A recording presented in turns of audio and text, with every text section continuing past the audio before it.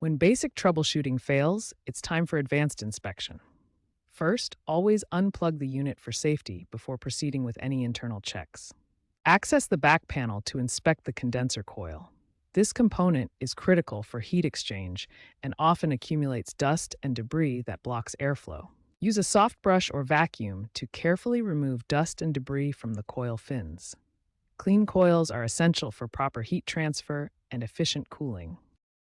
If the fan motor appears completely dead, you'll need to test it electrically. This involves checking both the wiring connections and the motor's internal continuity. First, check all wiring connections to ensure they're secure. Loose connections are a common cause of motor failure and can be easily fixed. Next, use an ohmmeter to test the motor's continuity.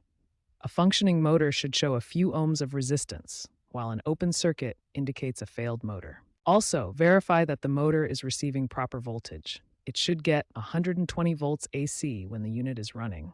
No voltage indicates a control board or wiring problem. Pay attention to noise levels from your unit. Sounds over 60 decibels often indicate serious fan or compressor problems that require immediate attention.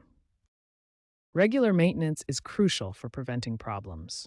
Clean the air filter weekly during operation and periodically clean coils and exhaust hoses to maintain optimal performance. In hard water areas, descaling becomes especially important as mineral buildup can severely impact performance and efficiency. If problems persist after these advanced troubleshooting steps, it's time to contact DeLonghi support or a qualified technician. Refrigerant and electrical repairs should always be handled by professionals for safety and warranty reasons.